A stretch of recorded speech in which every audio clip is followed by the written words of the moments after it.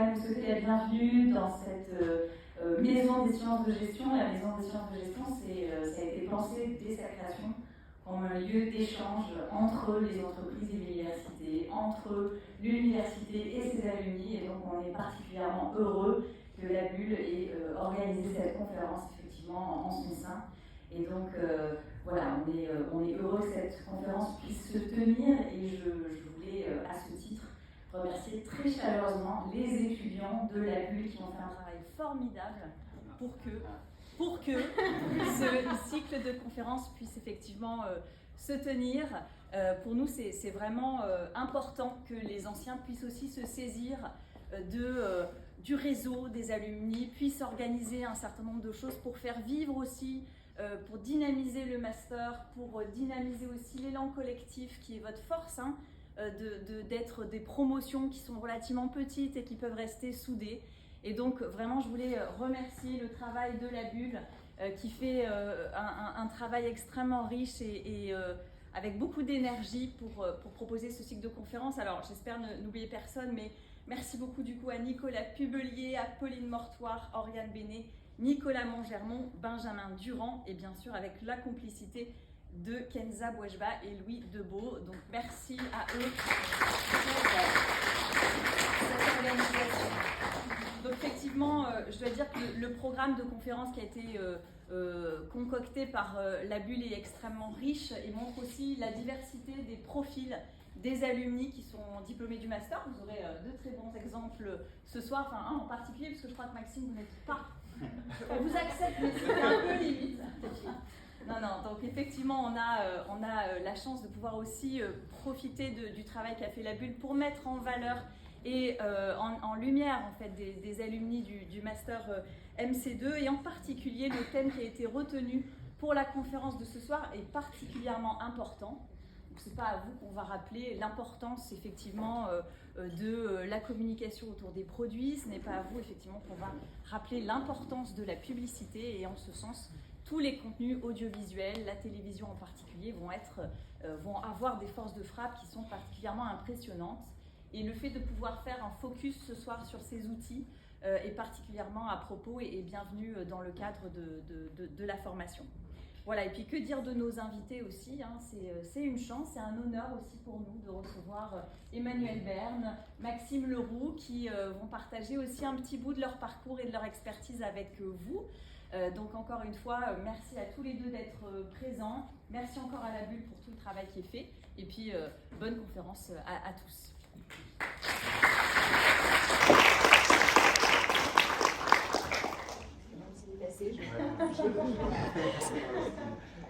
Merci beaucoup Madame Pez. Merci beaucoup également à tous d'être venus pour cette première conférence, comme on l'a déjà dit.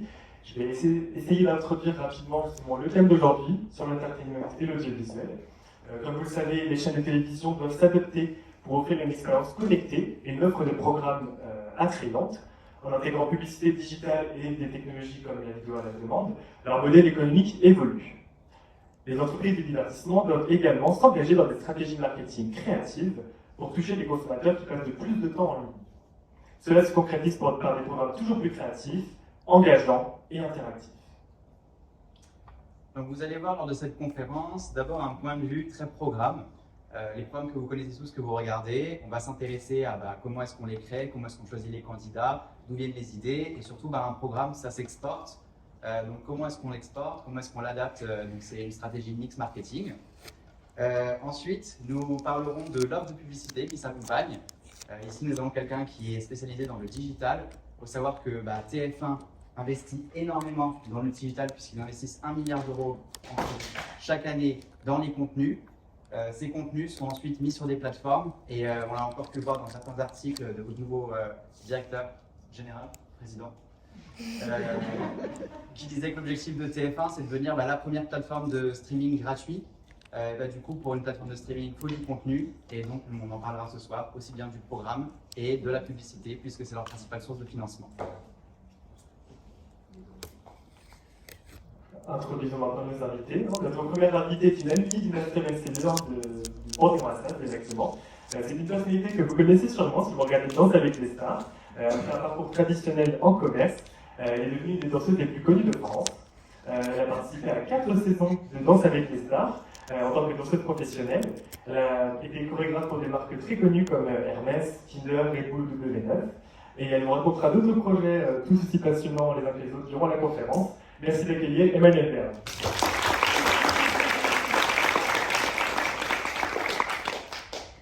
Et pour ma part, je vais parler d'un Normand d'origine. Il est passé par les plus grandes agences de publicité, Full Six, Dentsu, Publicis, a travaillé pour Orange. Il est passionné de rugby qu'il a d'ailleurs pratiqué pendant plus de 10 ans et il se bat aujourd'hui quotidiennement pour que plus de 200 marques soient affichées sur MyTF1 et les autres canaux médias de TF1. Il est également candidat au Grand Prix de la Data dans la catégorie Innovation Télévision segmentée. Merci d'accueillir Maxime Leroux, directeur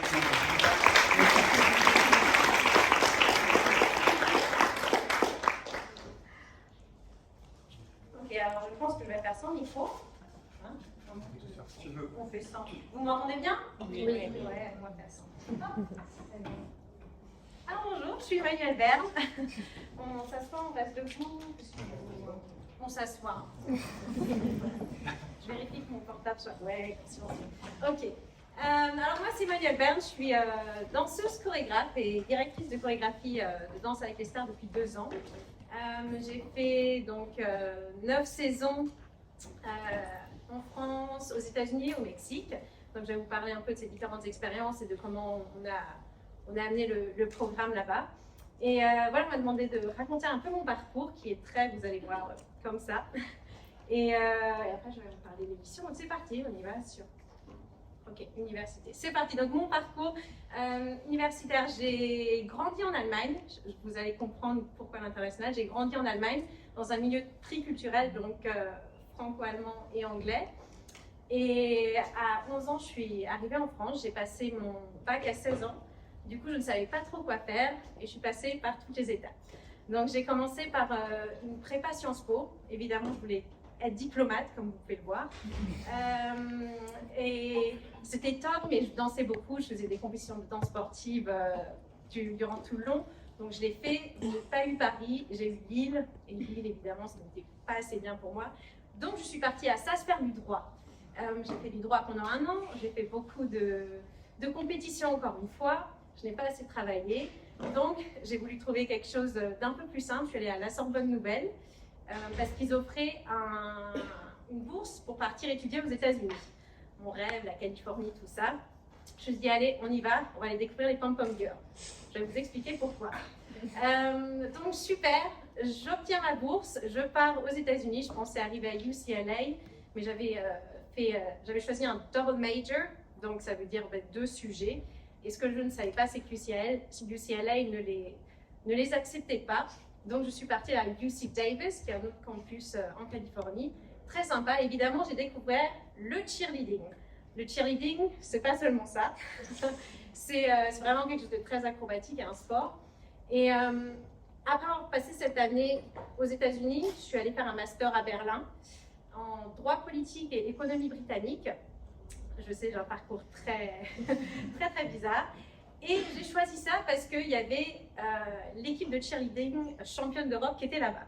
Donc en fait, mes études, je les ai un peu faites par rapport aux objectifs artistiques, disons. J'ai tout découvert, donc tout ce qui était compétition là-bas. Et après, j'ai écrit ma thèse à Londres. Et j'ai eu la chance de travailler dans le département marketing du Cirque du Soleil là-bas. Et je me suis dit, mince, en fait, j'aurais dû faire un diplôme en marketing. Tout mon envie, je me suis dit en fait je peux allier ma passion, qui est donc l'artistique, et le marketing. Donc je me suis dit, oh, tentons, je vais peut-être faire 1 année de plus si on prend un SAS, ça a l'air pas mal comme master. Et j'ai eu la chance d'intégrer ce master. Et là j'ai essayé de trouver une voie normale, donc j'ai fait mon alternance à l'AACC, qui est le syndicat de toutes les boîtes de communication en France. Donc ça m'a permis de rencontrer tous les grands patrons d'agences, publicistes, tout ça. Et j'y ai cru, j'ai intégré après mon master DDB Live. Je ne sais pas si vous connaissez, si ça existe encore, c'était une entité de chez DDB qui était dans l'événementiel. Et j'avais du coup, je travaillais pour Volkswagen. Et en parallèle, j'ai vu qu'il y avait une niche dans le marché, dans le marketing, qu'en France, il n'y avait pas d'équipe professionnelle de cheerleading. Et je me suis dit, pourquoi pas créer des cheerleaders professionnels? Je vais pouvoir travailler avec toutes les marques américaines, ESPN Sports, Red Bull, tout ça. Et vous savez quoi, ça a bien marché. Donc, j'avais recruté 20 danseuses que j'ai formées. Et je commençais à me faire plus d'argent en faisant ça qu'en travaillant dans ma boîte d'événementiel. J'ai des lives. Et en plus de ça, j'ai créé une boîte d'enterrement de vie de jeunes filles liée à la danse, encore une fois. Mon objectif, c'était de chorégraphier quelque chose de grand pour le Stade de France. Après, je me dis, c'est parti, les US, je vais vivre mon rêve. C'est arrivé, le jour est arrivé, j'ai chorégraphié pour l'ouverture de la cérémonie de la Coupe de France de football. Et je me suis dit, bon, ben partons. Mais j'avais besoin de trouver comment partir aux États-Unis, obtenir un visa. Et c'était un visa entrepreneur que j'ai fait avec mon entreprise d'enterrement de vie de jeune fille. Donc j'ai implanté ce concept d'enterrement de vie de jeune fille basé autour de la danse. Je l'ai adapté aux États-Unis dans 10 grandes villes. Et ça, c'était mon excuse pour partir là-bas, encore une fois très sérieuse, focus, entrepreneur. Mais au bout de 3 semaines, j'ai signé avec un agent à LA et je suis repartie dans la danse. Donc j'avais mon entreprise d'un côté et la danse. Et j'ai fait ça pendant 3 ans. Après, j'ai, par un immense hasard, eu un casting pour faire Danse avec les stars France. Et me voilà arrivée sur Danse avec les stars, sur le programme. Donc, après, je découvre un nouvel univers, une nouvelle façon de fonctionner. Et voilà, un programme télé prime time qui, très honnêtement, a changé ma vie. Donc, je ne remercierai jamais la CTF1. Voilà, j'ai eu mon petit moment de gloire et c'était génial. Donc, maintenant, je vais vous raconter un peu comment ça se passe une émission. N'hésitez pas à me couper si je vais intervenir. Donc, la première chose, forcément, qu'une chaîne doit choisir, ça va être à quel moment de l'année va-t-on mettre ce programme. Donc, d'abord, la production, on va voir avec la chaîne à quel moment ça va être diffusé. Généralement, Danse avec les stars, c'est toujours à la rentrée. C'est le programme Feel Good qui te donne envie de regarder. Enfin, j'espère que c'est le programme Feel Good que vous adorez regarder. Sinon, c'est pas grave. Mais du coup, ça, c'est la première chose à voir. C'est à quel moment de l'année on va le jouer. Ensuite, c'est la sélection des candidats. Donc, comment la chaîne choisit les candidats, c'est un processus assez compliqué parce qu'on a besoin de profils très divers. Donc, on va avoir le comique, on va avoir le beau gosse, on va avoir le bon danseur. Et c'est un process qui dure à peu près 2-3 mois où les danseurs professionnels castent donc des célébrités. Et après, ils sélectionnent généralement entre 8 et 12 candidats. Et là, c'est parti une fois qu'on a fait cette sélection. À partir de fin août, généralement, on commence les entraînements pendant 2-3 semaines en amont des directs. Et voilà, et après ça danse, ça sue beaucoup, on fatigue beaucoup. Et le direct arrive donc tous les samedis soirs à l'origine, et maintenant c'est les vendredis depuis 2 saisons. Dans le choix des candidats, vu qu'il y a des votes du public, comment ça se passe aussi le choix? Parce qu'ils ont forcément aussi une communauté de fans, une audience. Exactement. Comment ça se passe? Parce que par exemple aussi, on pourrait être attiré vers par exemple le beau gosse, alors que le comique a peut-être plus de chance, mais nous en tant qu'amateurs de danse, on va peut-être forcément voir les caractéristiques techniques. Est-ce que vous avez un œil sur ça?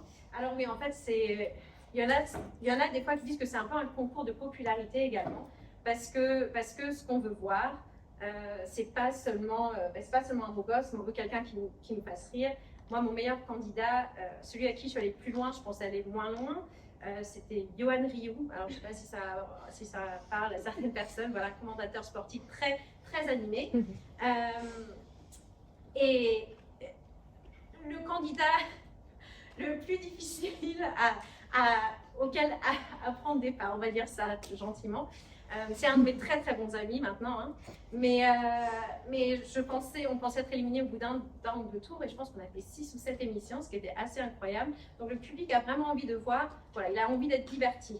À l'origine, il n'était pas vraiment était très connu par un public masculin et il est vraiment rentré dans la vie des ménagères et grâce à ça lui-même son profil a changé et les différentes chaînes ont été intéressées par son profil pour accéder à d'autres programmes et des choses justement beaucoup plus axées vers la ménagère plutôt que d'être uniquement dans le sport parce qu'il travaillait pour l'équipe, enfin il travaille toujours pour l'équipe. Ouais. C'est vrai, comme tu le dis, en fait, le casting est très important parce que casting va découler les audiences. Donc, en fait, trouver ce bon mix, en fait, toucher une audience quand même large, on va dire, c'est de trouver quand même des candidats qui vont parler un peu à tous, en fait, et qui vont aussi bien parler à nos parents comme vont nous parler plus à nous. Et donc, c'est vrai que je pense que l'exemple de Michou, par exemple, c'est un bon exemple qui... Si tu veux en parler, avec plaisir. Passons à Michou. Est-ce qu'on passe à Michou Alors, je ne sais pas si ça vous parle, Michou. Michou, si, voilà, j'adore. La nouvelle génération. Donc, je ne le connaissais absolument pas. C'est un amour, d'ailleurs. Mais oui, en fait, TF1, en ayant Michou dans le casting, a vraiment voulu rajeunir sa cible. Parce qu'il faut savoir que c'est quasiment, c'est une grosse cible ménagère quand même, et aussi justement ajouter l'influence, ajouter un peu plus de réseaux sociaux animés et rendre le tout plus jeune et plus dynamique. Alors ça a été un énorme succès, ça c'est vraiment, et ce qui a été un changement de vie radical, ça a été pour Elsa. Je ne sais pas si vous connaissez Elsa Bois, donc c'était sa partenaire de danse sur l'émission. J'ai vu toute la romance naître dans les studios. Je me disais qu'il y avait quelque chose qui se passait. Mais en fait, elle, du jour au lendemain, elle est devenue d'avoir, je crois, elle avait 87 abonnés avant l'émission. Maintenant, elle est à 1,4 million ou quelque chose comme ça. Donc, 3 mois de sa vie, en fait, ont complètement changé tout son futur parce que lui était très populaire. Il est très loin. Pauvre chérie, je ne savais pas forcément très bien danser non plus, mais il mettait beaucoup d'efforts et elle, c'est une excellente danseuse chorégraphe également. Mais si on regarde juste purement au niveau du talent, peut-être qu'il n'aurait pas dû aller aussi loin, mais le public l'adorait, encore une fois. C'est pour ça qu'il faut vraiment trouver des candidats divers et qui vont attirer différents publics. Et je pense que c'est très important pour une chaîne et pour un programme, si on veut rester ici, présent, parce que quand même 10 saisons à la télé pour une émission prime time, c'est très fort. Donc c'est très intéressant de voir à quel point les réseaux sociaux et l'extérieur ont ramené aussi beaucoup d'audience à la chaîne. Et il y avait aussi l'autre exemple de Marie, Enjoy Phoenix, je ne sais pas aussi si ça vous parle, qui a été la première grosse influenceuse, je pense, sur l'émission. Elle avait dansé avec Canal Rick. Et elle, pareil, elle avait vraiment ramené une nouvelle audience et ça avait rajeuni quand même la cible de TF1 et du programme en général. Et c'est vrai que ces personnes influentes peuvent faire un peu peur aux autres célébrités parce que les communautés sont tellement importantes et fortes et bien qu'on peut avoir peur parce que souvent ces candidats-là vont très loin dans l'aventure. Et c'est là aussi, je pense, où on voit la puissance et l'intérêt de la télé d'utiliser ce genre de personnalité parce que pour moi, c'est le futur. Et je pense que la télé en général doit vraiment essayer de combiner au maximum les influenceurs pour pouvoir rester in the game. On en parlera. Voilà.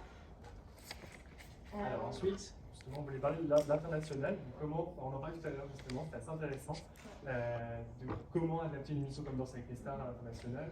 Tout à l'heure, tu nous parlais de la cible qui était plus la ménagère en France. Quelle est la cible dans d'autres pays? Je ne sais pas. Alors, en fait, j'ai travaillé sur une émission qui s'appelle Mira Quien Baila, qui est une émission hispanique et qui est produite par Endemol Shine, donc c'est une autre production. Et alors, je vous explique d'abord, je fais un petit retour. En fait, la BBC, le programme à l'origine s'appelle Strictly Come Dancing. C'est le format de télé-réalité le plus vendu au monde. Il a été développé dans plus de 75 pays. Et en fonction des pays, vraiment, l'émission doit s'adapter à l'audience, à la façon de voir les choses. Par exemple, Strictly Come Dancing au UK, c'est très très kitsch. Mais les Anglais adorent le kitsch. J'adore le kitsch. Donc c'est une audience par contre qui est beaucoup plus âgée. Donc, ce qui est très intéressant à voir aussi en tant que danseur, par exemple, les danseurs en Angleterre vont être beaucoup moins populaires sur les réseaux sociaux qu'on peut l'être ici en France. Tout simplement parce que ce sont des personnes un peu plus âgées, donc elles ne sont pas forcément sur les réseaux. Nous, en France, on a la chance, en tant que danseur, de pouvoir devenir un peu influenceur, et du coup, on développe vraiment des relations avec des marques, on établit des stratégies de marque, et on travaille en tant qu'influenceur après. Chose que les danseurs en Angleterre ne peuvent pas faire, par exemple, mais eux, ils développent beaucoup de shows. Donc, il y a une chose qui marche un peu moins ici, on a 2 shows. On avait la tournée Danse avec les stars qui avait bien fonctionné, mais c'est pas forcément l'audience qui va le plus acheter des tickets pour le live. Par contre, en Angleterre, je pense que chaque danseur a son propre show et chaque show est sold out, c'est vraiment dingue. Donc tout le monde s'adapte un peu en fonction de son audience. Alors pour l'exemple de Mila Kembaila, c'est aussi une audience qui est un peu plus âgée et donc qui est moins sur les réseaux sociaux. Et dans le monde hispanique, là-bas, Latin American, pardon, c'est le dimanche après-midi qui est considéré comme le moment de famille. Donc là-bas, ils diffusent cette émission le dimanche dans la soirée, parce que tout le monde s'est retrouvé durant la journée, ils mangent et hop, on se met tous devant la télé, parce qu'il y a aussi tout ce... ils adorent tout ce qui est telenovela, ils sont encore très axés télé. Voilà, c'est génial. Je ne sais pas si vous avez déjà vu ça. C'est assez extraordinaire le jeu d'acteur. Mais du coup, c'est vraiment une autre audience, une autre stratégie. Et donc, c'est toujours les dimanches soirs. Alors qu'ici, le dimanche soir, c'est pas forcément ce qu'on voudrait regarder. On est plus posé, on regarde voilà, un truc, c'est quoi, zone interdite, ce genre de truc. Mais là-bas, ouais, vraiment, le dimanche soir, c'est hop, on danse. Donc ça, c'est un des premiers formats. Après, pareil, là-bas, les danseurs ne sont absolument pas stars. Au début, j'ai dû me battre.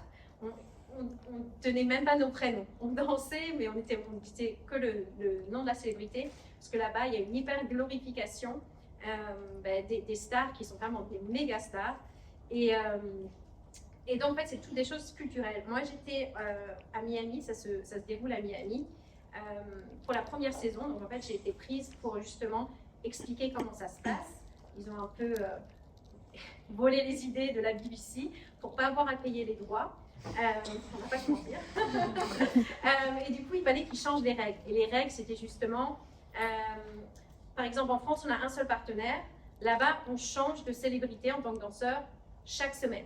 Donc ce qui est génial, ce qui est pas parce qu'en France, je vais pas vous mentir, souvent moi, par exemple, j'ai eu des personnes drôles, on va dire. Alors que là-bas, le fait de pouvoir tourner, ça permet de travailler avec toutes les différentes personnalités et c'est beaucoup plus intéressant en fait en tant qu'artiste. Donc, ils ont dû changer les règles pour pas justement enfreindre tout ce qui est loi et droit de protection de la BBC. Ça, c'est un exemple des changements. Est-ce que j'avais d'autres exemples? Ah oui, et là-bas, c'est pas du direct. Par exemple, en France, c'est toujours du direct. Là-bas, tout est préenregistré la veille, donc on sait déjà qui gagne. Et je me suis toujours demandé comment ça se fait que ça ne fuit pas sur les réseaux. Mais voilà, c'est encore une fois une autre modalité de fonctionnement.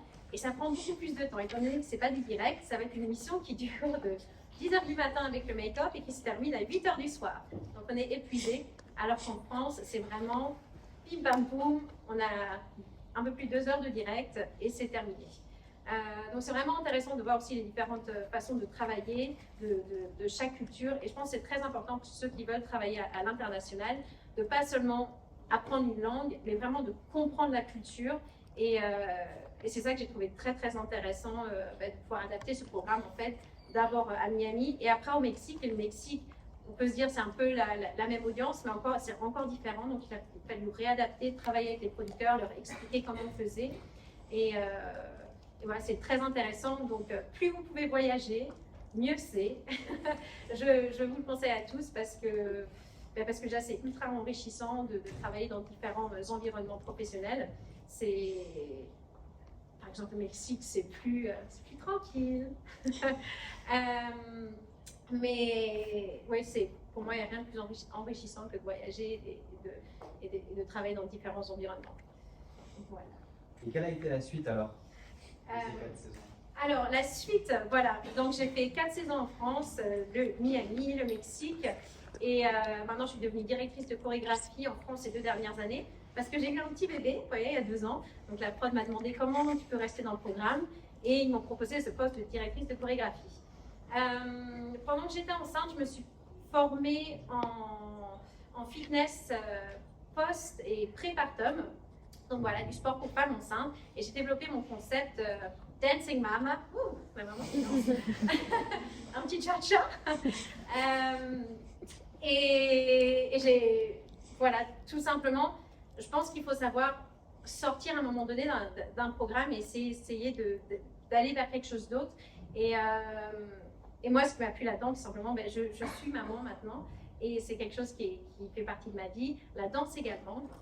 Et avant ça, j'avais commencé un programme qui s'appelle Aime ton corps, qui est aussi basé sur la danse et le fitness, évidemment. Parce que c'est très important, voilà, pour moi d'accepter son corps et pas de faire du sport ou du fitness juste pour ressembler à une personne ou à un objectif. Mais ce qui est important, c'est de se sentir bien dans sa peau, peu importe nos formes, peu importe tout ça. Et c'est aussi ce que j'ai voulu maintenir voilà, pour les femmes enceintes. Le jour où vous êtes enceinte, les filles, il faut se bouger, il faut rester active. Voilà, souvenez-vous que c'est très important. S'il y a des mamans, voilà, n'hésitez pas à faire un tour sur Dancing Mama. Mais voilà, rester vraiment active, c'est très important. Et en France, c'est quelque chose dont on ne parle pas encore assez. Donc ça, c'est maintenant voilà, ma future voie. J'ai envie de me battre pour dire aux femmes qu'il faut continuer à bouger pendant qu'on est enceinte. Et qu'est-ce que j'ai raconté d'autre? Voilà, et là, j'ai créé aussi des produits dérivés pour femmes enceintes. Je reprends tous les tournages pour ça avec une prod cette année. Donc, je suis très contente et je vais le développer à l'international. Donc, pareil, je suis en train de développer différentes stratégies et différents formats en fonction des langues, surtout parce que je vais le faire en anglais, en français et en allemand. Mais un contenu voilà, qui sera un peu différent pour chaque langue. Et voilà, c'est mon futur. J'aime ça. Je pense que les femmes, nous sommes extraordinaires. Il faut se dire, j'aime aussi les hommes, vous êtes top, hein, mais bon, on va pas se mentir. On fait la vie. Donc, désolée les gars. mais voilà, donc c'est vers là que je veux partir. C'est mon nouveau dada. Et si jamais vous cherchez un job dans le marketing une fois que vous avez vos diplômes, n'hésitez pas parce que je vais bientôt recruter. Voilà. Je m'alerte. Merci. Et voilà.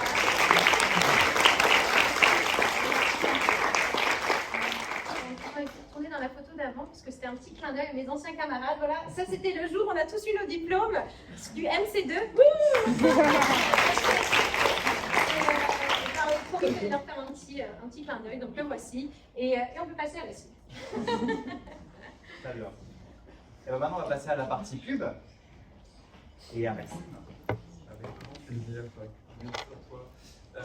Du coup, pour vous parler effectivement de mon parcours qui est peut-être un peu moins typique, un parcours un peu plus simple, on va dire. Effectivement, j'ai grandi en Normandie, donc j'ai passé une grande partie de mes études là-bas.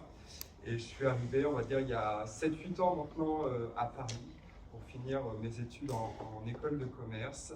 Et c'est arrivé effectivement de trouver une alternance, comme certains sans doute. Et j'ai eu la chance effectivement de trouver chez Dance Wages, qui est une agence média, sur laquelle j'ai eu la possibilité d'intégrer le job de chargé de médias, donc d'achat média. Donc c'est un poste en fait qui me donnait l'occasion effectivement de pouvoir gérer un portefeuille de clients sur toute la partie stratégie et notamment achat média. Donc ça m'a permis de pouvoir comprendre les problématiques des différents clients. Je gérais en l'occurrence, je crois, 14 marques. Des petites marques qui n'étaient pas forcément très connues, mais d'autres qui étaient plus connues comme Red Bull, Mastercard, Mattel. Et donc avec des problématiques totalement différentes. Un Mattel, ça va être une cible qui va être beaucoup plus jeune, donc il va falloir aussi adapter la communication pour aller toucher des parents. Red Bull, ça peut être du jeune, ça peut être aussi du sportif. Donc voilà, comment aller toucher aussi ce type de cible. Donc voilà, donc, pendant un an, j'ai opéré donc, des stratégies d'achat médias, donc gré à gré, pour ces marques. À la fin de cette alternance, s'est posé la question de qu'est-ce que je vais faire. Est-ce que je continue sur l'achat média gré à gré, ou est-ce que j'essaye de m'ouvrir à d'autres choses peut-être un peu plus innovantes, où effectivement il y a peut-être un marché un peu porteur. Et j'étais très intéressé par tout ce qui était innovation, et plus particulièrement le programmatique, donc, qui est, on va dire, un levier d'achat qui s'opère via des plateformes d'enchères, en fait, assez simplement. Je ne sais pas si vous voulez que je développe un peu le concept programmatique, mais l'idée, effectivement, c'est de pouvoir acheter de l'inventaire publicitaire via des plateformes, via des enchères. Et donc, en fait, suite à ça, je me suis dit, ok, il faut que je m'oriente vers ce job, vers le programmatique, parce que il y a vraiment quelque chose à faire dans le programmatique. Et du coup, j'ai eu l'opportunité chez Food Six d'intégrer les équipes achat programmatique avec un job qui était un peu plus complet, puisque c'était un poste qui me permettait de toucher du programmatique, aussi toute la partie trafficking, donc là qui est plus technique, qui permet effectivement de pouvoir suivre les campagnes en termes de chiffres, mais aussi toute la partie conseil, donc vraiment être en front avec l'annonceur, le conseiller sur de la stratégie, et avec les agences créa.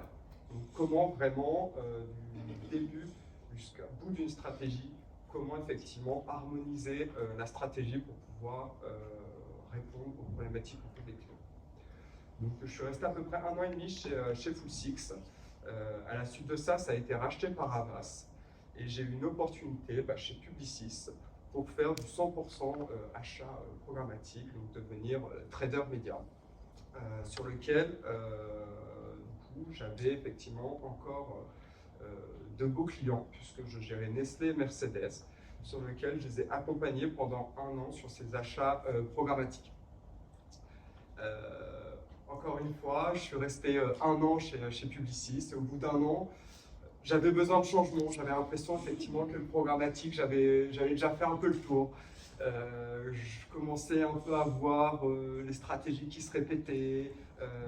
Voilà. Je ne dis pas que le programmatique reste limité, mais je sentais que j'avais besoin de faire autre chose. Et depuis le début, où je suis arrivé un peu par hasard dans le milieu de la pub, parce qu'effectivement, il fallait financer à un moment les études, et effectivement, l'alternance m'a permis de trouver un peu ma voie. Je m'étais dit, l'agence, c'est bien pour commencer, ça permet effectivement de se donner une bonne connaissance du marché, de rencontrer effectivement les problématiques annonceurs, de pouvoir rencontrer les différentes régies publicitaires sur le marché. Mais je me suis dit, effectivement, commencer en agence, c'est très bien, je pense que c'est une très bonne école, mais j'avais besoin de voir aussi et revenir un peu à mes premiers amours, qui était un peu le commerce. Et c'est ce qui m'a poussé à aller chez Orange Advertising, donc pour commercialiser les offres de publicité digitale d'Orange, qui sont effectivement orientés sur le portail de contenu de Orange, ceux qui se sont déjà baladés un peu sur Orange.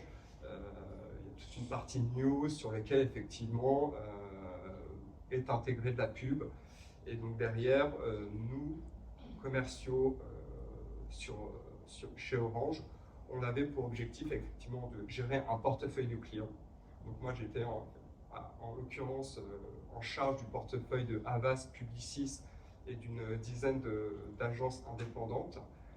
Et effectivement, dans ce cadre, je devais effectivement développer le chiffre d'affaires, faire des recommandations auprès des clients. J'avais un peu un rôle de conseil, mais en même temps faire de la prospection pour pouvoir accompagner ce chiffre d'affaires et en même temps la relation avec le client. Donc très très bonne expérience chez Orange, où je suis resté à peu près 3 ans, où j'ai vu voir pas mal d'innovations, et notamment toute la data liée effectivement à un FAI qui est Orange. et qui va venir en fait demain, enfin même aujourd'hui, alimenter tout ce qui est télé segmentée.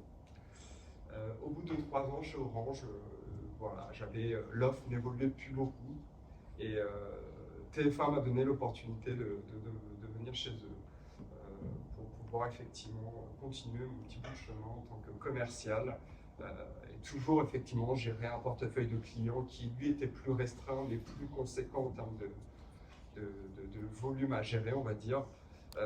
Et donc je suis arrivé chez TF1 il y a un peu plus d'1 an maintenant pour gérer toute la partie digitale, pub digitale. Donc effectivement aujourd'hui je vais commercialiser la vidéo, je vais commercialiser de l'audio et tout ce qui est concept de télé segmenté sur lequel on reviendra après. Très bien.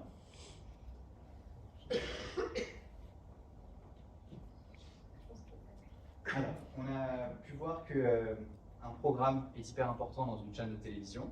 Elle doit aussi représenter la modernité de la chaîne, son développement, son attractivité pour rester compétitrice par rapport aux autres. Comment les chaînes vont-elles chercher des nouveaux programmes? Est-ce que la pub a une influence sur cette recherche de nouveaux programmes en lien par exemple avec des demandes des annonceurs? Ou est-ce que c'est purement on voit quelque chose marche à l'étranger, on va l'implémenter chez nous? Est-ce que justement les annonceurs ont des limites, par exemple, je sais pas, par rapport aussi aux personnalités qui sont présentées dans Danser avec les stars, etc. Alors, de mon expérience, encore une fois, je suis plus à fond en marketing, mais en tout cas de tout ce que je suis quand même derrière l'équipe de la prod.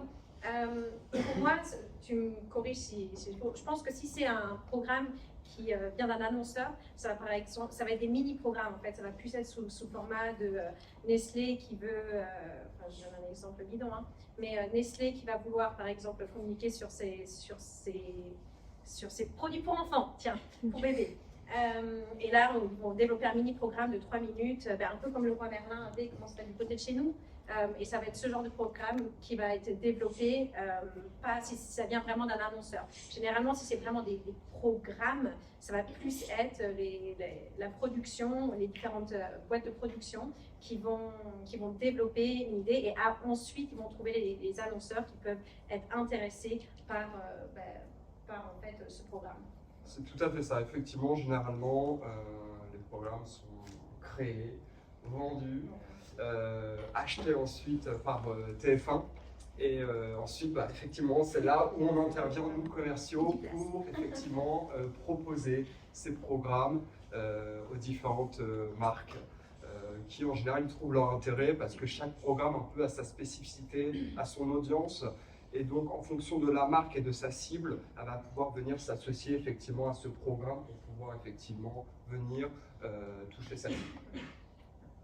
Donc oui, ça se fait plus dans ce sens-là, mais comme tu le dis, effectivement, parfois, certaines marques ont des idées et on peut accompagner ces marques-là sur la création de programmes. Et sur le digital, encore plus, je pense que sur la TV. Effectivement, sur le digital, on peut avoir un peu plus de flexibilité, ouais, c'est vrai. Ça nous amène bien à ça, l'audience est en baisse, elle est aussi fragmentée parce qu'il y a les plateformes de streaming qui prennent techniquement les spectateurs. Quelle est aujourd'hui la stratégie de TF1 et comment est-ce que vous intervenez à votre échelle à faire que la télé continue d'être ce qu'elle était avant? Tu as tout à fait raison, c'est vrai que la télé est de plus en plus challengée, notamment les audiences de la télé, effectivement, on peut voir en baisse, mais surtout pas forcément, oui, directement en baisse, mais plus segmentée, on va dire. Assez simplement, effectivement, aujourd'hui, la télé, elle est challengée sur plusieurs points. Le premier, c'est les budgets. Là où avant, effectivement, le nombre d'acteurs qui se partageaient le gâteau de la publicité télé était assez limité. On se parlait du groupe TF1, M6 et France Télé.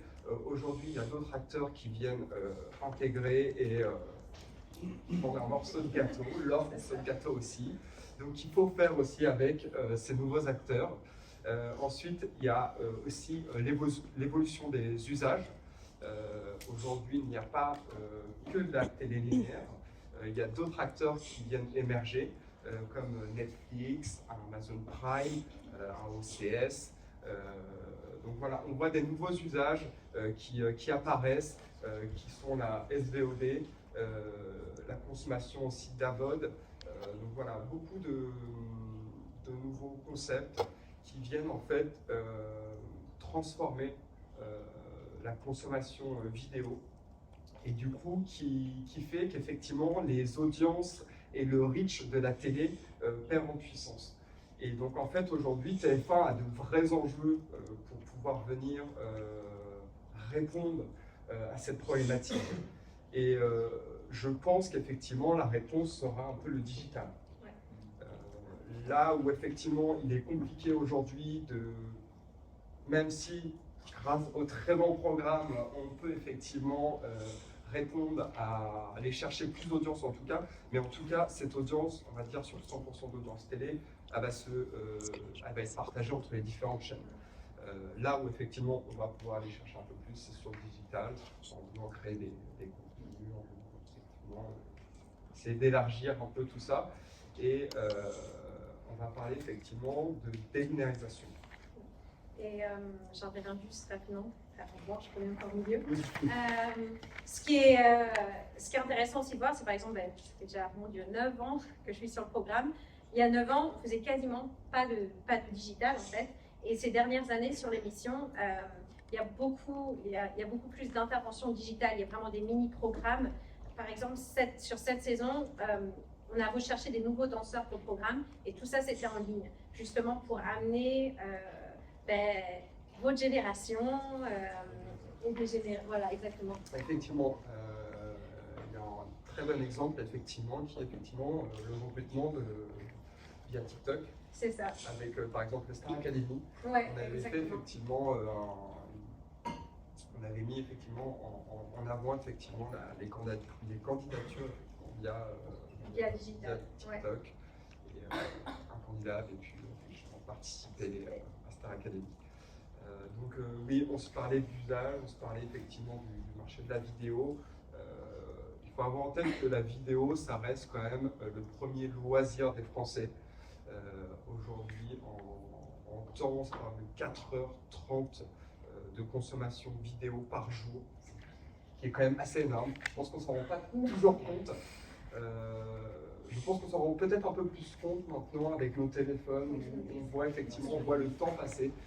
Je pense que ça nous a tous surpris. Je pense qu'on se pose aussi tous des challenges pour moins utiliser aussi son téléphone. Mais globalement, ce qu'on voit, c'est qu'effectivement, c'est le premier loisir des Français et que ce loisir, effectivement, est en croissance en moyenne de 3% par an. Donc sur les graphes, effectivement, on ne va pas forcément le voir directement, il n'y a pas 3% tous les ans. Effectivement, le 3% va être en augmentation entre 2018 et 2022, à prendre en compte effectivement qu'entre 2019 et 2021 a eu le Covid, et donc effectivement cloisonné chez nous, on n'avait pas d'autres occupations que regarder un peu plus la vidéo et la télé.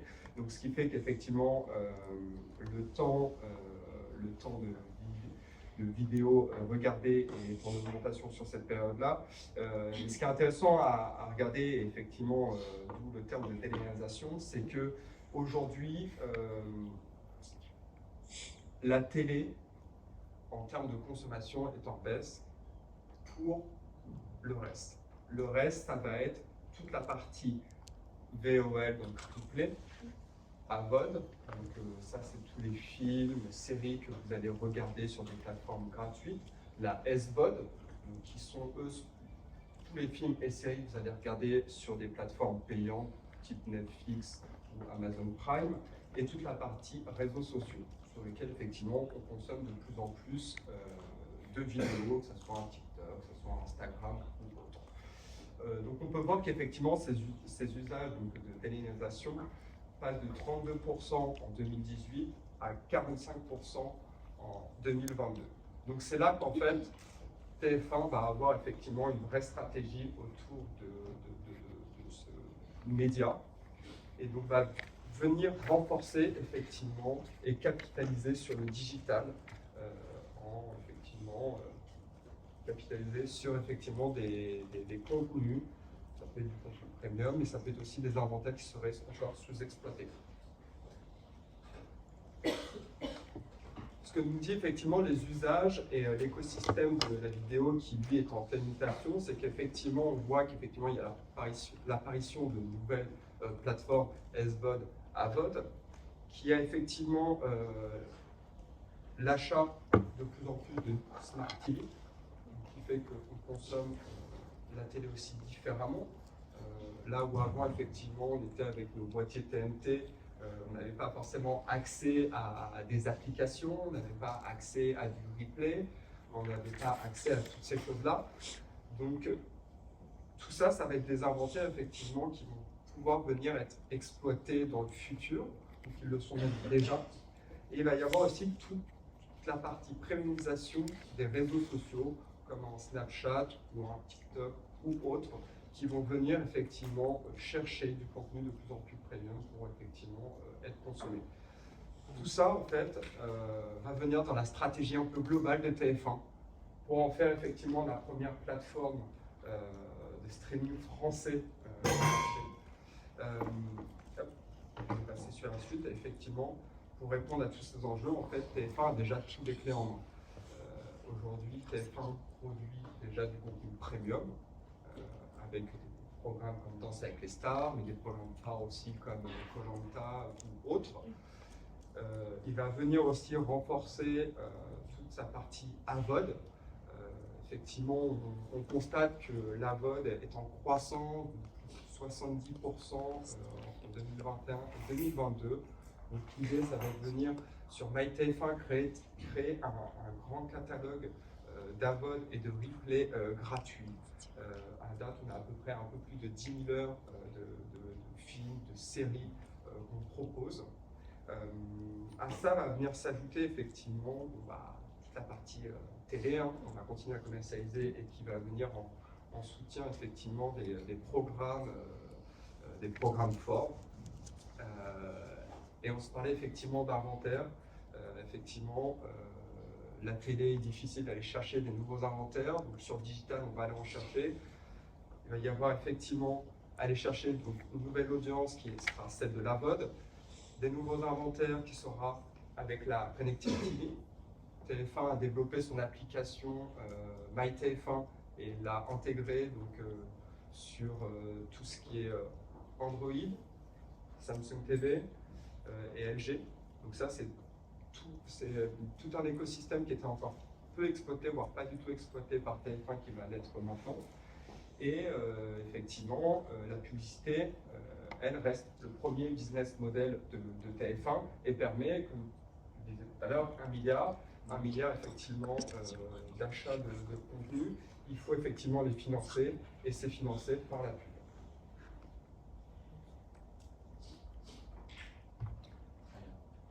Alors, effectivement, là, je reprenais un peu ce qu'on vend au sein de TF1. On va dire qu'il y a 4 leviers de communication. Il va y avoir l'achat télé, télé classique, que vous connaissez tous, que vous avez déjà tous vu. Il va y avoir toute la partie télé segmentée, qui est effectivement un concept un peu nouveau, puisque la télé segmentée, c'est né il y a à peu près 2 ans avec l'évolution de la législation qui permet aujourd'hui, on en parlera peut-être un peu après, les 2 derniers leviers de communication qui sont le parrainage et les OPS, donc qui permet effectivement de mettre peut-être un peu plus en avant une marque avec un programme et l'achat replay et social. C'est pas mal de boulot ça. On s'ennuie pas. Justement, du coup, on peut peut-être directement enchaîner sur la télévision segmentée. Si tu peux nous définir un petit peu, je sais pas si tout le monde est un petit peu familier avec ce terme-là.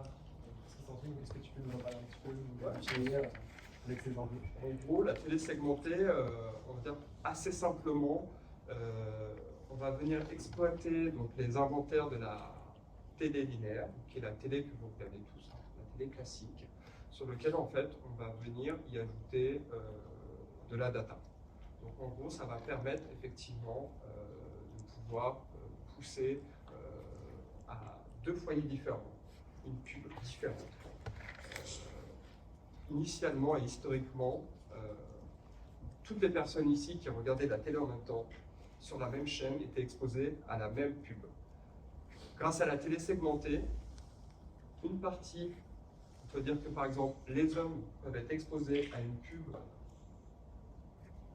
d'une marque homme. Et les femmes peuvent être exposées effectivement à une marque spécifique pour les femmes. L'intérêt de la data, c'est effectivement de venir rentabiliser ces investissements publicitaires sur une cible plus précise. Et on va dire que la télé segmentée va permettre aussi de rendre plus accessible la télé. Parce qu'on sait très bien que la télé classique, c'est très cher déjà. Parce que ça reste du mass média, donc ça permet de toucher un grand nombre de personnes.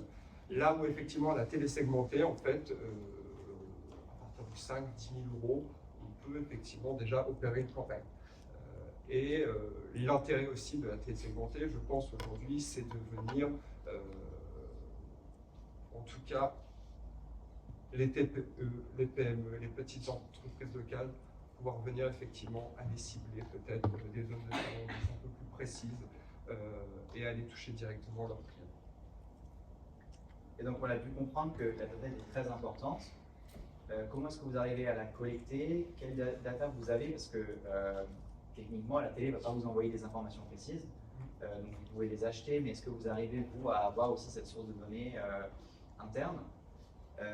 Et ça va aussi impacter en fait les programmes, parce qu'en fonction de l'audience qu'on a sur notre chaîne de télévision, certes on peut cibler de la pub, mais on peut aussi cibler peut-être des programmes qui plaisent plus à notre audience. Alors effectivement, on va avoir plusieurs sources de data. Donc, la data n'est pas du tout récupérée de la télé linéaire directement. La data provient du digital et plus particulièrement de la plateforme MyTF1. On va se parler de first party data pour la data qui appartient à TF1. Effectivement, assez simplement, quand vous venez sur MyTF1 pour pouvoir accéder à tout le catalogue de replay et d'AVOD de MyTF1, vous allez devoir vous inscrire. Assez simplement, vous allez entrer votre nom, votre prénom, donner votre mail et votre âge. Toutes ces données-là vont être récupérées, analysées et vont vous permettre effectivement derrière de l'exploiter.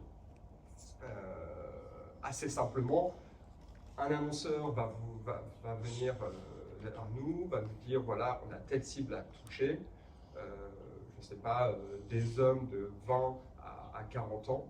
Nous, via cette data first party, et notamment data loguée, on va pouvoir effectivement venir lui pousser cette data-là sur nos inventaires publicitaires MyTF1. Mais ça ne va pas s'arrêter là parce qu'effectivement la first party data est intéressante, mais elle reste limitée parce qu'on reste sur quelque chose de socio-démographique. Généralement, nos clients ont des problématiques qui sont plus poussées. Ils vont aller chercher à intégrer de l'intérêt, de l'intentionniste, de l'achat aussi parfois. Et donc c'est pour ça qu'en fait, nous, on va venir travailler avec de la third party data qui va venir enrichir nos bases de données.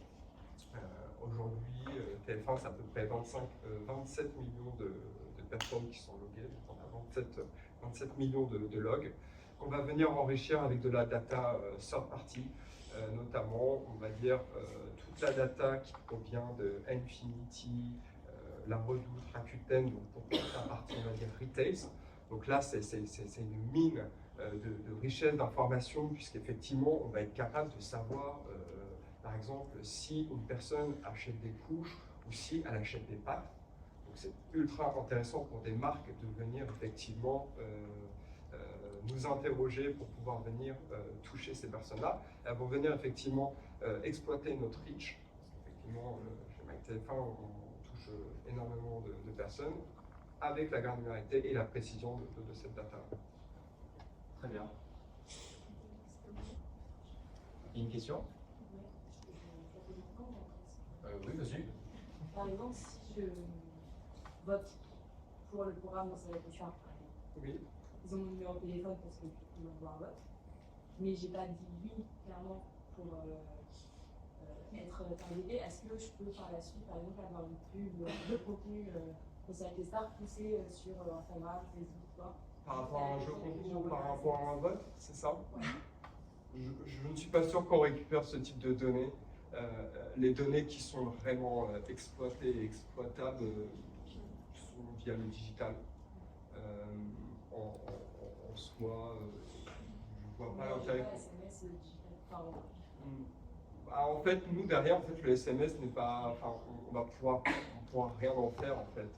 Une adresse mail pourrait être exploitable et c'est même ce sur quoi on fait la clé de matching avec nos partenaires en général. Mais via un SMS, je ne pense pas. Non, en tout cas, j'en ai pas connaissance.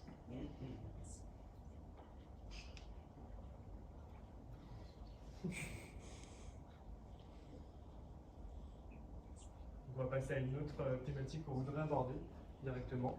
Ce serait tout simplement quels intérêts pour une marque à s'associer à un programme, et notamment avec la notion de parrainage. Je pense que vous pouvez plus en parler assez facilement. Toi, mais toi, tu as été directement sur le fil du projecteur. Ouais, je vais peut-être commencer, puis après je te laisserai parler effectivement de notre cas concret, mais effectivement, aujourd'hui, quel est l'intérêt de venir effectivement parrainer un programme? C'est avant tout effectivement développer sa notoriété, hein, donc c'est mettre en avant sa marque par le biais effectivement de l'audience d'un programme. C'est aussi bénéficier effectivement des valeurs du programme. Donc effectivement, il va y avoir comme un transfert de valeur du programme vers la marque. Donc c'est ça aussi que viennent chercher les marques. Et derrière, effectivement, le programme en général est retransmis sur effectivement les réseaux sociaux, et donc tout ça va permettre de pouvoir faire écho à la marque et donc lui apporter encore plus de visibilité et de notoriété. Et effectivement, on a un cas assez concret puisque c'est effectivement le cas Fitbit. Je ne sais pas si tu veux en parler précisément. Précisément. Précisément. Oui, sur ma première saison de DALS, on avait donc Fitbit qui parrainait également le programme. Et je trouve que c'est plus, c'est moins rentre dedans pour moi, ce genre de parrainage. Donc à l'époque, justement, on a fait une petite capsule. Il y avait Mehdi, que vous voyez à l'écran, qui avait gagné un concours en ligne. Donc c'était sur Instagram. Le prix du concours, évidemment, c'était de danser avec moi. De danser sur un prime en direct. Donc en fait, pendant toute la saison, on avait eu, il y avait des petits clips de Fitbit, des petites interventions, ça fait placement de produits en fait. Voilà, pendant toute la saison, et ce qui a été très intéressant, c'est qu'après, j'ai véritablement développé une collaboration avec eux, et depuis cette première saison, je suis une de leurs ambassadrices.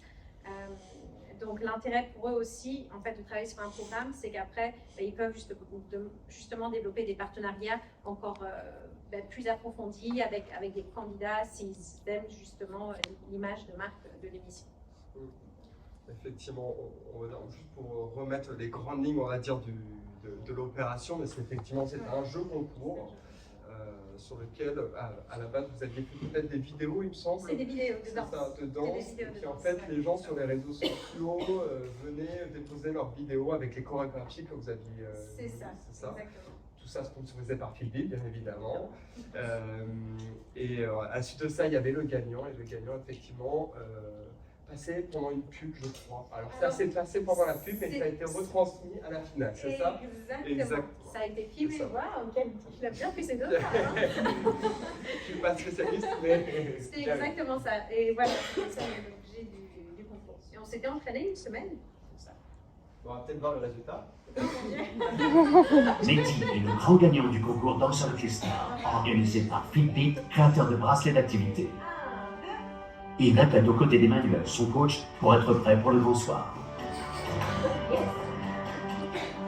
Ça va être un carton. Un peu stressé quand même. Ce soir, c'est lui la star, sur un medley de salsa, cha-cha et charleston.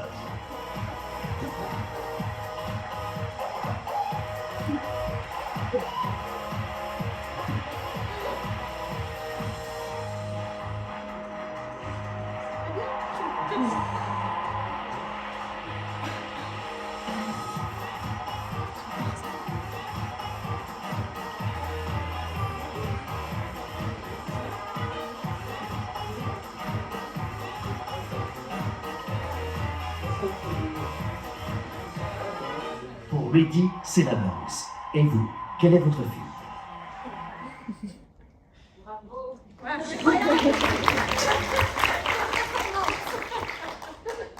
Et alors pour ce cas, est-ce que vous arrivez à récolter la donnée du concours pour essayer de tirer des conclusions publicitaires ou pas? Très bonne question. Je vais en parler à mon équipe. J'avoue que je ne pourrais pas te donner comme ça une réponse. Et alors vous nous aviez parlé d'un deuxième cas qui était Dyson. Effectivement, il y avait un second cas qui était avec Dyson, qui lui effectivement était avec Fovoto. L'idée effectivement de ce partenariat de Dyson, c'était de mettre en avant le modèle AirWrap de Dyson. Et donc en fait, il y a eu une vidéo de brand content qui a été développée sur lequel effectivement Fauve était maquillé, coiffé par le coiffeur officiel de Danse avec les stars, c'est ça? Alors, non pas de Danse avec les stars, mais je pense de Dyson. De Dyson? Mais terminé. Non, mais peut-être, je ne le connais pas personnellement. Non, moi c'était je crois que c'est le coiffeur star de chez Dyson, me semble-t-il. Et du coup, voilà, ils avaient créé une vidéo de brand content sur lequel, effectivement, cette vidéo-là avait été diffusée, bien évidemment, autour du programme Danse avec les stars, tout au long de la saison. Ça avait été relégué aussi sur MyTF1, sur les réseaux sociaux, bien évidemment. Et en supplément, il y avait effectivement aussi toute une partie sociale avec des influenceurs qui ont pu effectivement passer du temps avec Fauve et se faire coiffer. Et puis derrière, tout ça a été relayé par effectivement les influenceuses sur leurs réseaux sociaux. Donc voilà, c'est des choses qui sortent un peu de l'ordinaire parce que c'est vrai qu'on peut voir les choses un peu... on voit rarement ce type de base case, on va dire. On voit des choses un peu très classiques comme des spots à la télé. Et c'est vrai que ça fait du bien de voir aussi des choses qui sont très intégrées à des programmes et des marques qui sont prêts aussi à s'associer à des programmes et à faire ce genre de contenu. Ça fait plaisir. Ouais. Et pour l'exemple de Dyson, par exemple, c'est là où c'est très, moi je trouve ça très intéressant pour les annonceurs. Donc c'était la première saison où tous les coiffeurs de l'émission justement ne pouvaient utiliser que du Dyson. Donc nous on était très contents. Hein. Mais du coup il y avait aussi eu un peu de gifting et je pense qu'à chaque fois que les annonceurs font ce genre de partenariat, ça touche beaucoup plus parce qu'après toutes les célébrités ont utilisé ça, ont utilisé le produit, en ont parlé sans qu'on leur demande et ça normalement ça coûte beaucoup d'argent aux annonceurs pour tout ce qui est réseaux sociaux. Donc je pense que c'est encore une fois c'est une offre qui est intéressante et un partenariat qui amène encore plus que ce qui est proposé à l'origine. Tout à fait, effectivement, c'est le côté écho un peu de ce genre d'opération. Et à partir de quel moment les annonceurs viennent vers vous pour ce type de programme? Est-ce que c'est à la création de la saison, on va rechercher un annonceur pour ça, ou est-ce que c'est eux qui sont moteurs de... Alors, c'est une très bonne question aussi, parce qu'il y a un peu les deux en fait. Ouais. Un programme validé à l'antenne, on le sait en général 2-3 mois à l'avance, c'est ça en général. Et donc à partir de ce moment-là, on peut effectivement proposer à une marque ce type d'opération. Néanmoins, on sait qu'il y a certains programmes qui reviennent chaque année et du coup, certaines marques se positionnent déjà un an en avance sur ce genre d'opération pour être le sponsor officiel. Parce qu'en fait, les places sont chères. Il n'y a qu'une personne, une seule marque qui peut venir s'associer à un programme. Parfois, c'est le cas pour un Koh-Lanta. Voilà, il y a 10 000 marques qui veulent venir sponsoriser parce qu'effectivement, l'audience est énorme. Mais effectivement, les places sont chères et donc certains arrivent très tôt pour pouvoir se positionner sans savoir si le programme sera bien validé à l'antenne, sans savoir s'il y aura quelque chose ou pas. Justement, comment le choix est fait de la marque qui va devenir partenaire? Est-ce que c'est par rapport juste à directement de l'argent, de l'audience? Alors, ça va être directement de l'argent. Il va y avoir déjà une envie d'accompagner une marque. Ensuite, il va y avoir aussi l'idée créative, on va dire, globalement. Est-ce que c'est poussé? Est-ce que c'est quelque chose qu'on a déjà fait? Est-ce que c'est innovant? Après, effectivement, il peut y avoir aussi cette idée de budget, mais je pense que si une marque nous parle un an à l'avance de on voudrait se positionner sur ce truc-là et est prêt vraiment à le faire, derrière on les accompagnera et puis voilà, après c'est effectivement au premier arrivé, normalement premier servi. Alors on peut voir rapidement. Mais je comprends. J'ai une question. Comment je peux faire pour me coiffer aussi souvent sans trop abîmer mes cheveux? Tu vas voir, je vais te montrer, on va utiliser le Dayanara qui fonctionne sans chaleur extrême, j'utilise tout le temps. Et quel look tu veux pour ta danse? J'adorerais des belles boucles. J'ai le rouleau idéal parfois. Tu vois, c'est facile. Il a tiré un bout de la mèche. Regarde l'explication de l'univers Dyson. Le Dyson Airwrap fonctionne grâce au moteur digital Dyson qui tourne à 110 000 tours par minute et génère un flux d'air puissant appelé effet Candy. On n'est pas sponsorisé par Dyson, donc ça reste un équilibre. Je trouvais intéressant aussi, parce qu'on se parlait effectivement d'évolution de la consommation de la vidéo, de remettre les audiences de Danse avec les stars. On peut voir que globalement, Danse avec les stars effectivement, est un peu plus consommé par les femmes que par les hommes. Que voilà, elle va toucher effectivement 86% des personnes qui vont consommer Danse avec les stars se fait via la télé. En live, en direct, hein, mais qu'il y a quand même 14% des personnes qui vont regarder en replay. Donc c'est quand même assez conséquent. Et encore, sur Danse avec les stars, c'est beaucoup de live. On constate que sur certains programmes, ça peut aller jusqu'à 40%. Comme certains types de séries, comme Demain nous appartient, Ici tout commence, qui sont des séries quotidiennes. Les gens, s'ils ratent un épisode, vont vouloir venir effectivement regarder leur épisode pour pouvoir se mettre à jour. Et donc, c'est vrai qu'on constate que le live prend, en tout cas le replay, prend de plus en plus une part importante. Tout simplement parce qu'il vient aussi s'adapter un peu, nous, à nos modes de vie. Je pense qu'aujourd'hui, être à 21h devant sa télé pour pouvoir regarder le film, ça ne s'adapte pas forcément à nos envies déjà du moment. Et puis pas forcément un mode de vie. Donc en fait, c'est vrai que c'est pour ça que les plateformes SVOD ont aussi un succès, hein, c'est que ça leur permet aussi de pouvoir déjà avoir un bon choix, mais aussi de pouvoir lancer un film un peu comme on veut. Donc là, c'est l'idée aussi du replay, hein, de pouvoir effectivement regarder le programme quand vous sentez le besoin, quand vous avez la disponibilité en tout cas pour le faire. Et alors, quel type de publicité va s'opérer sur le replay? Parce que sur le replay, est-ce que vous êtes aussi porteur d'innovation? Quelles sont les évolutions de la publicité sur le replay? Parce que à l'époque, on connaissait les bandeaux, ils n'existent plus forcément. Est-ce que vous êtes aussi sur juste une stratégie de pub avant le contenu? Comment ça se passe? Alors, au sein de MyTF1, effectivement, on va avoir. On va avoir de la pub pour commencer dans sa vie. On va avoir de la pub effectivement qu'on appelle pré-roll, ce qui va être avant le lancement du programme, et mid-roll, donc ça veut dire au milieu du programme. Donc ça, c'est les deux, on va dire, moments où effectivement on va être poussé de la publicité. On va dire qu'on est sur de la pub vidéo, on n'est pas sur un format spécifique, on est sur des choses assez simples, hein, donc c'est une vidéo qui va se lancer. Mais effectivement, sur le digital, on a moins de flexibilité pour pousser des formats comme ça. Néanmoins, effectivement, on pousse quand même à des formats plus impactants, des formats sur des lancements de marques, des lancements de produits aussi. Et en l'occurrence, on a ce format qui est un habillage qu'on appelle l'habillage player, qui avait été opéré avec Chanel, notamment pour le parfum Chanel numéro 5. Donc là, l'idée, effectivement, c'était d'avoir un habillage. Donc là, on voit sur la partie télé. Donc c'est une vidéo qui vient s'intégrer à l'intérieur en fait, d'un habillage. Donc ça, c'est pas quelque chose qu'on voit tout le temps. C'est pas quelque chose aussi qu'on voit à la télé. Donc on peut dire que c'est un peu de la vidéo enrichie, en fait, tout simplement. Et ce format-là avait été décliné sur les 4 écrans, qui sont la télé, le desktop, la mobile et la tablette. Un peu dans le même type, on avait un autre format qui lui effectivement est toujours un format impactant, mais qui est aussi intéressant parce qu'il va venir générer du trafic du trafic sur site d'un annonceur qui aurait ce type de problématique.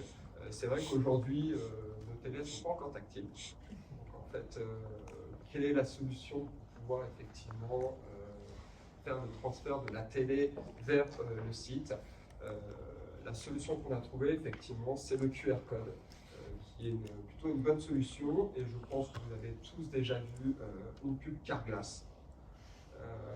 Si ce n'est pas le cas, je ne comprends pas. On ne va pas vous remettre la pub, ne vous inquiétez pas. Mais effectivement, on va dire que depuis un peu plus d'un an et demi, Carglass va intégrer dès le début de son spot télé un QR code.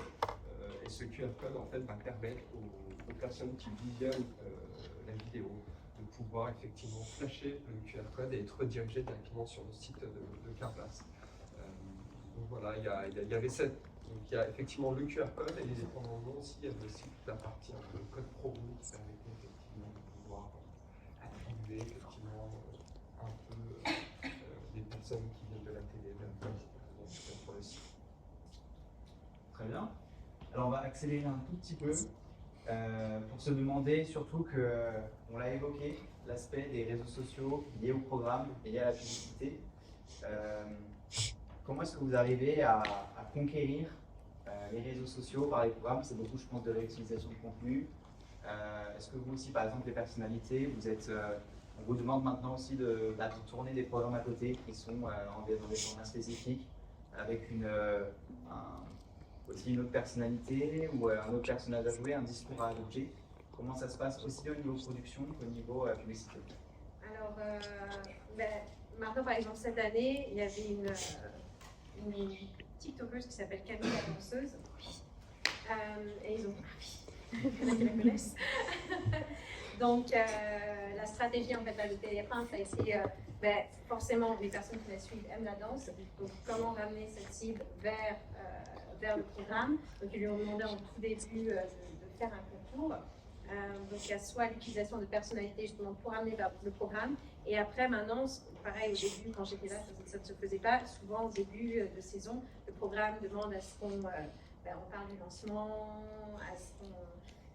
Pas forcément, donc si c'est des partenariats produits, généralement, c'est quelque chose qui est en plus du programme, donc qui passe par l'annonceur, c'est pas directement forcément par TF1. Mais oui, tout le monde, en fait, maintenant, on demande vraiment d'être plus actif sur les réseaux sociaux pour attirer une autre audience et rendre ça plus attrayant pour votre génération, parce que je ne sais pas combien regarde la télé à 21h le soir ici, mais combien regarde la télé à 21h le soir ici? Nombre 3. Voilà. Donc en fait, je pense que c'est vraiment très très important et les programmes ont conscience que s'ils veulent garder la nouvelle génération, ils sont obligés de faire intervenir justement des influenceurs et de demander aux personnalités d'en parler. Voilà, exactement. Effectivement, pour venir compléter, c'est vrai que c'est une vraie stratégie chez TF1. On se parlait effectivement de venir trouver de nouvelles sources d'inventaire publicitaire. Le social va être une nouvelle source d'inventaire qui est encore sous-exploitée chez TF1, mais où il y a un capital fort, on va dire, notamment pour toucher une cible jeune qui est beaucoup plus volatile par les usages, qui sont effectivement sur un TikTok, sur un Instagram, sur un Snap. Et donc c'est vrai qu'une chaîne comme TF1, qui a du contenu premium, va devoir adapter ce contenu pour pouvoir effectivement l'intégrer sur ces plateformes sociales. Mais on ne va pas s'arrêter là parce qu'en fait, sinon, ça serait trop facile. Effectivement, ça passe à la télé, quel est l'intérêt effectivement de sur les réseaux sociaux. L'idée va être effectivement de venir créer du contenu exclusif, du contenu qu'on n'aura pas en télé, qui va venir en complément de la télé sur les réseaux sociaux. L'idée, c'est effectivement qu'on puisse avoir les personnes qui regardent la télé en live ou sur MyTF1 et qui derrière aient envie aussi de venir sur nos réseaux sociaux. Aujourd'hui, on a quand même 75 millions de followers, tous réseaux sociaux confondus, donc ce qui est quand même énorme. Donc voilà, aujourd'hui, il y a quand même pas mal de choses sur lesquelles on peut capitaliser, notamment nos chaînes YouTube. C'est vrai qu'effectivement, on pourrait croire que c'est YouTube qui va commercialiser, qui va récupérer l'argent de la publicité, mais pas du tout, comme toute personne qui crée un compte en fait, ou une chaîne YouTube, derrière il a la possibilité de commercialiser effectivement ses contenus. Et c'est ce que fait TF1 et il le fait via ses contenus premium, via ses exclusivités. Et voilà. Et je crois qu'on devait se parler aussi d'un cas Star Academy, il me semble, sur lequel effectivement on se parlait d'exclusivité et effectivement on s'est associé l'année dernière avec Snapchat. Peut-être qu'on arrivera aussi à s'associer avec TikTok pour commercialiser du contenu. Mais effectivement, on avait mis en avant une offre de social, et notamment pour sponsoriser Star Academy via Snap, qui mettait effectivement en avant des extraits exclusifs et des best-of un peu de la semaine, de ce qui se passait au château, tout ça. Et donc effectivement, ça permettait à une marque de pouvoir venir s'associer à ce programme Star Academy qui a été relancé après tant d'années et qui a finalement eu beaucoup de succès. Et alors, on voit aussi souvent sur vos réseaux sociaux des liens pour aller vers la plateforme de replay. Est-ce que si vous voyez, par exemple, en tant que publicitaire, il y a tel contenu qui ne fonctionne pas assez, par exemple, on n'atteint pas les objectifs du client en termes de vues, etc., est-ce que vous pouvez pousser en interne, par exemple, les services community management pour dire, essayer de mettre en avant ce replay sur nos réseaux sociaux? Est-ce qu'il y a un lien entre vous et ces services-là? Pas énormément. Dans la réalité, en tout cas sur la partie digitale, on ne va pas travailler forcément avec un programme, on va travailler avec un groupe de programmes ou avec de la data. En fait, soit vous allez cibler, on va dire, un contexte, donc dans ces cas-là, vous allez cibler un ensemble de programmes ou un programme en particulier. Soit vous allez cibler de la data, avec une cible data, on va dire, dans lequel en fait vous n'allez pas forcément choisir de contexte. Et donc dans ces cas-là, effectivement, on aura quelque chose d'assez large qui nous permettra quand même de dire. Ça a été très complet. Est-ce que vous avez des questions dans la salle pour nos deux intervenants? Ouais. Est-ce qu'il y a une raison particulière à avoir changé la diffusion de Danse avec les stars du samedi soir ou le vendredi soir? C'est tout simplement parce qu'il y a c'est quoi, c'est The Voice maintenant le samedi en fait? Oui. Ouais, quelqu'un dit. Ouais, je fan de The Voice là. En fait, c'est tout simplement après ça, c'est que en fait, après le retour de The Voice du samedi, c'était le nouveau créneau. Tout simple. Un peu comme ça a été le cas de Koh-Lanta, où effectivement il fallait libérer de la place le vendredi, et on a vu qu'au final, le mardi, ça a plutôt bien fonctionné, ça a très bien fonctionné parce que, assez simplement, le vendredi, les gens ont envie aussi de sortir, c'est la fin de la semaine, on a envie d'aller boire un verre, on a envie d'aller au restaurant. Donc ils se sont aperçus qu'en décalant au mardi, c'est un jour où on a début de semaine déjà, donc pas forcément grand chose à faire. Les gens en fait, étaient plus à même à être devant leur télé, donc à regarder le programme. Et donc c'est vrai qu'on a vu les audiences exploser un peu cette année assez étonnamment. Il y a une question vers l'arrière, je me souviens avant, mais oui, allez-y.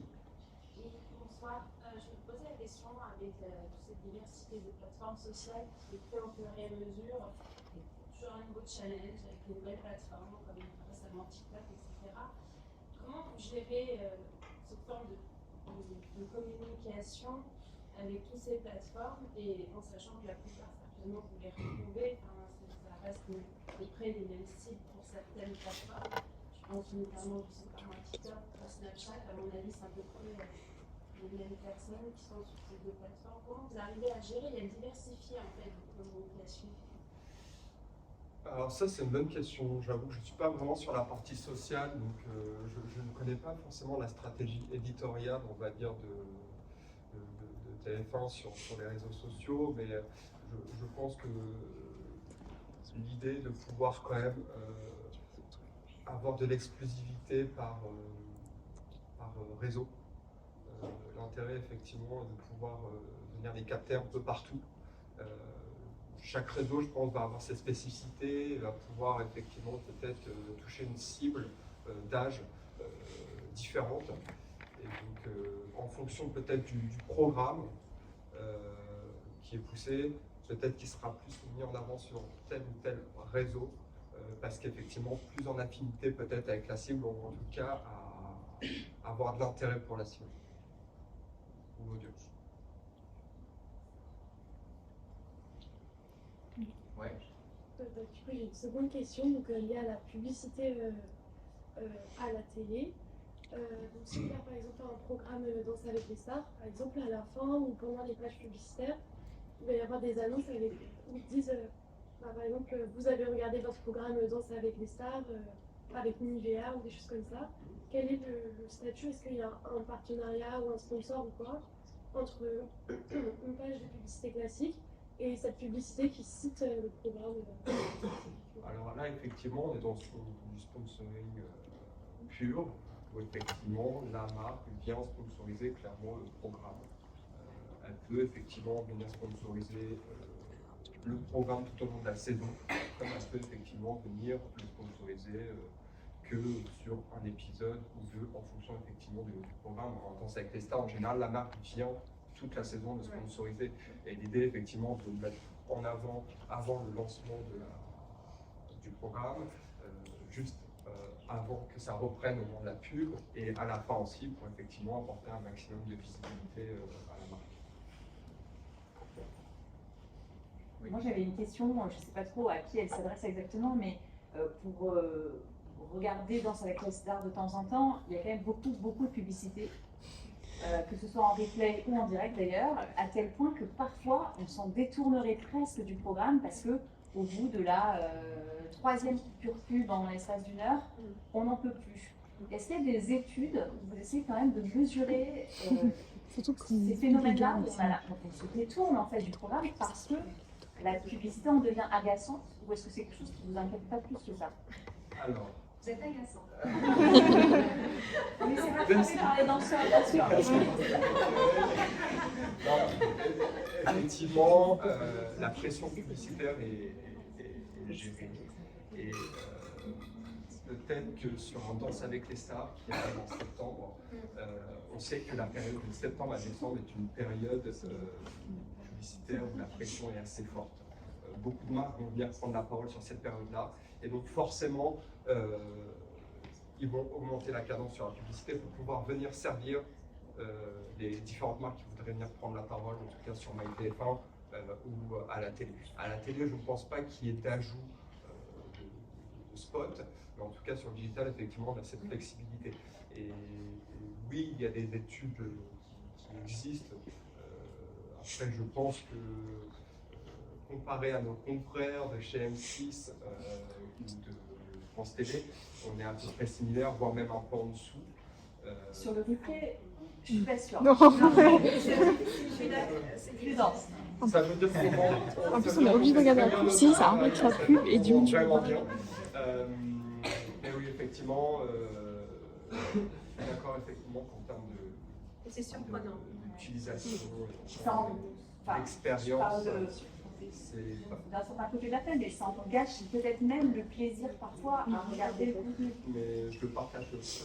Je suis d'accord, effectivement. C'est là où effectivement on fait un peu. On en vend, mais en même temps on n'aime pas ça. Est-ce